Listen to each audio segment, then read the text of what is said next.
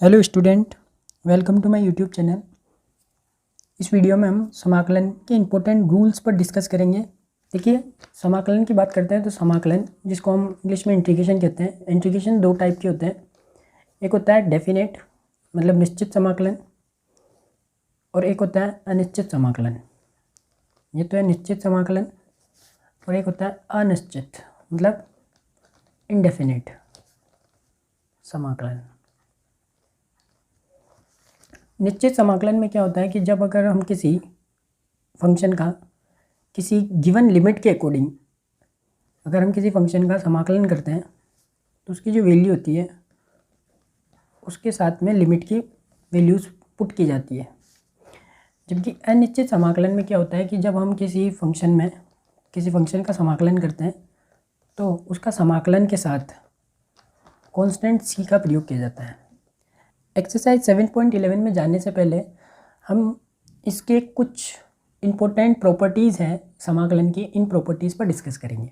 Exercise 7.11 में कुछ 8 type की प्रॉपर्टीज़ है समाकलन के लिए, जिस पर हम डिस्कस करते हैं। सबसे पहले जो प्रॉपर्टी आती है वो आती है P0 प्रॉपर्टी में ये होता है कि अगर कोई समाकलन, हमारे पास कोई फंक्शन है जिसका हम समाकलन a से b f(x) dx है, वो हमेशा लिमिट ऑफ a से b ft dt के बराबर होता है। अर्थात आप इस फंक्शन में अगर किसी को t मान लेते हैं तो भी फिर फंक्शन की जो वैल्यू है वो चेंजेस नहीं होती, इसमें कोई भी चेंजेस नहीं होता है। ये सबसे पहला रूल है और ये जनरली सिंपल रूल है, ये हर किसी को पता होता है। उसके बाद हम बात करते हैं रूल नंबर 2 की, जो कि P1 रूल से जाना जाता है। इसमें ऐसा है कि अगर कोई हमारे पास कोई फंक्शन है जिसका हमने समाकलन a से b की फॉर्म में करना है या इंटीग्रेशन a से b की फॉर्म में करना है, अगर हम इस फंक्शन की लिमिट को चेंज कर देते हैं, मतलब a से b की जगह हमने अगर इस लिमिट को क्या बना दिया, b से a बना दिया, उल्टा कर दिया, तो फिर हम उस फंक्शन के आगे क्या लगा देते हैं, माइनस लगा देते हैं, और फिर उसका हम f(x) dx कर लेते हैं। अर्थात अगर हम किसी भी फंक्शन की अगर लिमिट को चेंज कर देते हैं, इंटरचेंज कर देते हैं, तो फिर उसके फंक्शन के आगे क्या लग जाता है, माइनस लग जाता है।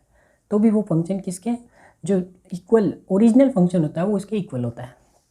उसके बाद आता है रूल नंबर 2 P2 का जो है, इसमें ऐसा होता है कि अगर कोई हमारे पास कोई फंक्शन है a से b f(x) dx, तो हम इस फंक्शन को, इस लिमिट को हम, देखिए हमने इसको a से c कर लिया f(x) dx प्लस c से b कर लिया f(x) dx।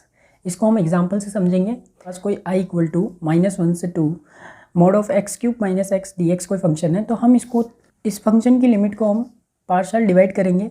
जैसे कि हमने इसको डिवाइड कर दिया -1 से, पहले हमने 0 तक डिवाइड कर दिया, फिर इसको फंक्शन को लिख दिया, फिर उसके बाद हमने इस फंक्शन को प्लस करके फिर 0 से 1 कर लिया, x³ - x प्लस, फिर हमने इसको 1 से 2 करके फिर इस फंक्शन को लिख दिया x³ - x।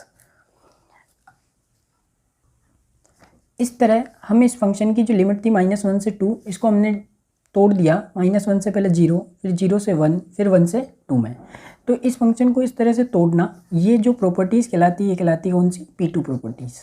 इस P2 प्रॉपर्टी के अंदर अकॉर्डिंग हम इसको इस तरह से चेंज कर सकते हैं। अब बात करते हैं प्रॉपर्टी नंबर 3 P3 प्रॉपर्टी। इसमें यह कहा जाता है कि अगर हमारे पास कोई फंक्शन है a से b, उसकी लिमिट है f(x) dx है, तो हम इस फंक्शन में इसकी जो गिवन लिमिट्स है इनको ऐड करके और इस फंक्शन का जो फंक्शन की वैल्यू है उसको अगर हम माइनस कर देते हैं, तो भी ये फंक्शन जो बनेगा, ये फंक्शन इस फंक्शन के हमेशा इक्वल रहेगा। ये है ये प्रॉपर्टी नंबर P3। उसके बाद मोस्ट इंपॉर्टेंट प्रॉपर्टी नंबर है P4, जो हर जगह यूज़ आती है।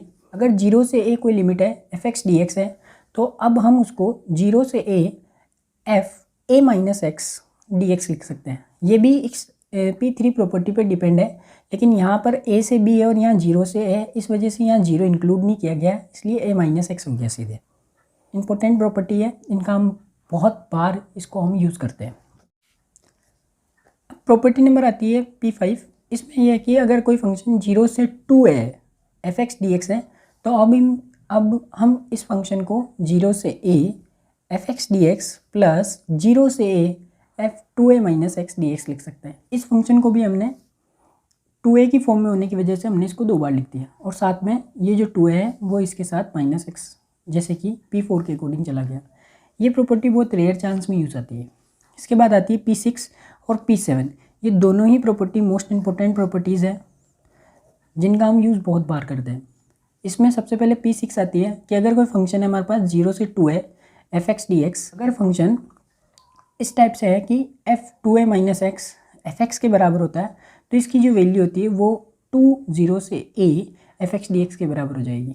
और अगर 0 से 2 है f(x) dx है और वो बराबर 0 हो जाता है इफ़ कि f(2a - x) किसके बराबर हो जाए -f(x) के बराबर हो जाए। इसके बाद आता है P7।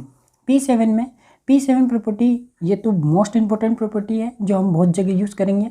इसमें क्या होता है कि अगर कोई हमारे पास कोई फंक्शन है -a से a, इस सेम लिमिट होती है बट प्लस माइनस का अंतर होता है। f(x) dx है, अगर हमारा f(x) फंक्शन सम फलन है तो फिर इसकी वैल्यू 0 से a f(x) dx के बराबर होगी। और अगर हमारा कोई फलन -a से a f(x) dx बराबर 0 होगा अगर हमारा f(x) जो फलन है वो एक विषम फलन होगा। और सम फलन और विषम फलन का हम कैसे चेक करते हैं, देखिए जैसे कि हम एग्जांपल से इसको समझ सकते हैं कि i बराबर -1 से 1 sin की पावर 5x cos की पावर 4x dx हमारे पास कोई फलन है। अगर हमें ये चेक करना है कि ये सम फलन नहीं या विषम फलन है तो हमें क्या करना होता है, जो हमारे पास f(x) है इसका जो फंक्शन है वो है sin की पावर 5x cos की पावर 4x dx। ये जो फलन है इसमें हमें x की जगह -x रख के देखना है। अगर -x रखने पर इसमें कोई भी चेंजेस नहीं होता है तो वो सम फलन है। और अगर इसमें कुछ चेंज आ जाता है माइनस प्लस, अगर इसके बाहर माइनस प्लस निकल जाता है तो फिर वो क्या हो जाता है, विषम फलन हो जाता है। इस क्वेश्चन का जो आंसर रहेगा वो P7 प्रॉपर्टी के अकॉर्डिंग हम इसका सीधा आंसर क्या लिख सकते हैं, 0 लिख सकते हैं। इस क्वेश्चन की जो चांस है वो MCQ टाइप में पूछने के पूरे चांसेस होते हैं। वहाँ पर हमें ये चेक करना नहीं होता है कि इसको कैसे करना है, हमें केवल ये देखना होता है कि अगर इसकी पावर ओड है, किसी भी दोनों में से किसी भी एक की पावर अगर ओड है तो हम ये कंफर्म करके ये कह सकते हैं कि इसकी जो वैल्यू रहेगी वो 0 रहेगी। इंटीग्रेशन की कुछ स्पेशल प्रॉपर्टीज़ जिस पर हमने डिस्कस किया। अगर आपको वीडियो पसंद आई तो आप इसे लाइक करें, सब्सक्राइब करें और अपने अन्य स्टूडेंट्स के साथ इसे शेयर करें। Thanks for watching.